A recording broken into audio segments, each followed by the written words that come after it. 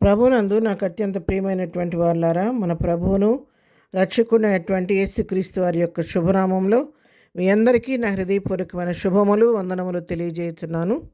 ఉదయకాల సమయంలో దేవుని వాక్యాన్ని ధ్యానం చేసుకుందాం. ఈరోజు వాక్య ధ్యానం కొరకు మనం తీసుకున్నటువంటి లేఖన భాగము కొరింథీయులకు రాసిన 2వ పత్రిక 12వ అధ్యాయము 8-9 వచనాలు చదువుకుందాం. అది నా యొద్ద నుండి తొలగిపోవాలనని దాని విషయమై ముమ్మారు ప్రభువును వేడుకొంటిని. అందుకు నా కృప నీకు చాలును, బలహీనత యందు నా శక్తి పరిపూర్ణమగుచున్నదని ఆయన నాతో చెప్పెను.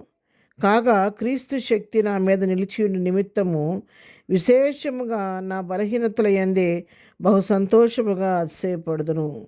నేను ఎప్పుడు బలహీనుడనో అప్పుడే బలవంతుడను. దేవుని నామమునకు మహిమ కలుగునుగాక. ఈ వాక్యాన్ని మనం వినికిడిలో దేవుడు దీవించి ఆశీర్వదించునుగాక. ఈ వాక్య భాగాన్ని మనం గమనించినట్లయితే అపోస్తులైన పౌలు కొరింథీ సంఘానికి వ్రాస్తున్నటువంటి లేఖ. ఆ లేఖలో తన యొక్క బలహీనతను గురించి మరి పౌలు గారు ఇక్కడ మెన్షన్ చేస్తున్నట్టుగా మనం చూస్తున్నాము. పౌలు గారు ఎంత గొప్ప పరిచర్య చేశారు, కానీ ఆయన శరీరంలో ఒక ముళ్ళు ఉందంట. ఆ ముళ్ళు బలహీనత ఒక ముళ్ళుగా ఉన్నందువలన మరి ఆ ముళ్ళును బట్టి ఆయన ప్రభు సన్నిధిలో ప్రార్థన చేశారంట. మరి 7వ వచనం మనం చదువుకుంటే ఆ వాక్య భాగం మరి మీకు అర్థమవుద్ది. నాకు కలిగిన ప్రత్యక్షతలు బహు విశేషంగా ఉన్నందున నేను అత్యధికముగా హెచ్చిపోకుడు నిమిత్తము నాకు శరీరములో ఒక ముళ్ళు నేను అత్యధికంగా హెచ్చిపోకుడు నిమిత్తము నన్ను నలుగొట్టుటకు సాతాను యొక్క దూతగా ఉంచబడెను. అది నా యొద్ద నుండి తొలగిపోవాలని దాని విషయం మేము ముమ్మారు ప్రభువును వేడుకొంటిని. చూసారా, ఇక్కడ మరి శరీరంలో ఒక ముళ్ళు ఉందంట. ఆ ముళ్ళు ఉంచాడంట. ఆ ముళ్ళు ఎందుకు ఉంచాడో కూడా మరి పౌలు గారు ఇక్కడ చెప్తున్నారు, కొరింథీ సంఘంతో చెప్తున్నాడు.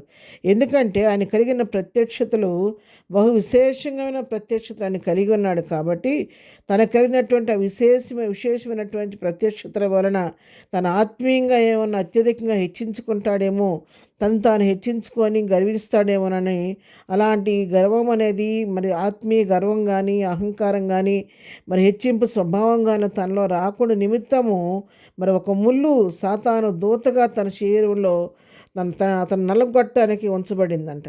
అయితే ఆ యొక్క ముళ్ళును తీసేయమని ప్రభువుని మరి 3 సార్లు ప్రార్థన చేశాడంట. ప్రార్థన చేస్తే ప్రభు ఏం సమాధానం ఇచ్చాడంటే మరి 9వ వచనంలో, అందుకు నా కృప నీకు చాలును, బలహీనత యందు నా శక్తి పరిపూర్ణమగుతుందని ఆయన నాతో చెప్పాను. ప్రభు అన్నాడంట, ముళ్ళును తీసేయమని ప్రార్థన చేస్తే ఆ ముళ్ళు విషయం ఏం చెప్పలేదు, కానీ నా కృప నీకు చాలు. ఆ ముళ్ళును గురించి నువ్వు ఆలోచించొద్దు.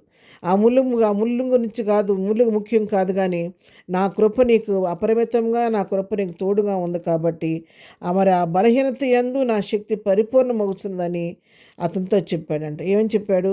నువ్వేమి దిగులు పడద్దు, ఆ ముళ్ళ గురించి నువ్వు ఆలోచించవద్దు, కానీ నా కృప నీకు చాలయ్యా, నా కృప నీకు తోడుగా ఉంది. నువ్వెప్పుడు బలహీనుడవు అప్పుడు బలవంతుడవు. నీ బలహీనతలు ఎందే నీకు మరి నా యొక్క శక్తి పరిపూర్ణమవుతుంది. కాబట్టి నా దగ్గర గురించి చింతించొద్దు అని చెప్పని ప్రభు సెలవిచ్చాడంట. అంటే ఏంటి? బలహీనతలు కూడా నీకేమీ చేయలేవు. ఆ ముళ్ళు నిన్నేమి చేయదు. అది నా కృప నీకు చాలినంతగా నా కృప నీకు కనపరుస్తున్నాను. కాబట్టి నువ్వు బలహీనుడు అయినప్పటికీ శారీరకంగా నువ్వు బలవంతుడివే.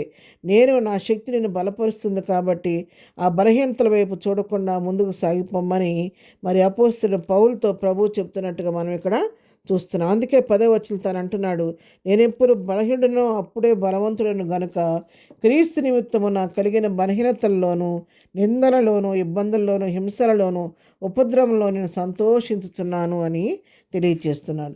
మరి ప్రభు శక్తి బలహీన సమయంలో అత్యధికంగా తను అనుభవిస్తున్నాడు. కాబట్టి ఇప్పుడంట ఒకప్పుడు ప్రార్థన చేసేటికి వదిలేశాడు. ప్రభు చెప్పిన మాటను బట్టి ధైర్యం తెచ్చుకొని ఆయన కృపను బట్టి బలపడుతూ బలహీనతలు ఎందే ఇబ్బందులు, ఇరుకుల్లో, హింసల్లో, ఉపద్రవాలు ఇంకా సంతోషించడం ప్రారంభించారండి. ఉదయకాలం ప్రియులారా, ఈ వాక్యం మనందరితో మాట్లాడుతుంది. మన బలహీనతల వైపు, మనకున్న పరిస్థితుల వైపు మనం చూస్తే ఒక్క అడుగు కూడా ముందుకు సాగలేము. కానీ మరి మనం బలపరిచే దేవుని వైపు, మన పట్ల తన కృపను చూపిస్తున్న దేవుని బట్టి, ఆ కృపను బట్టి మనం బలపడి ముందుకు సాగినప్పుడు ఆయన అద్భుతమైన శక్తిని మనకు అనుగ్రహించి మనం ముందుకు నడిపిస్తాడు. ప్రతి ఒక్క అనారోగ్య పరిస్థితిని కానీ మరి మీ జీవితాల్లో ఏది ముళ్ళుగా ఉందో ఆ ముళ్ళును జయించే శక్తిని ప్రభువే ఇచ్చి ముందుకు నడిపిస్తాడు కాబట్టి ఆయన కృపను పొందుకొని ముందుకు సాగిపోదాం. ప్రార్థన. ప్రేమగాని తండ్రి, పరిశుద్ధురాని పాదముల కొందనాలు.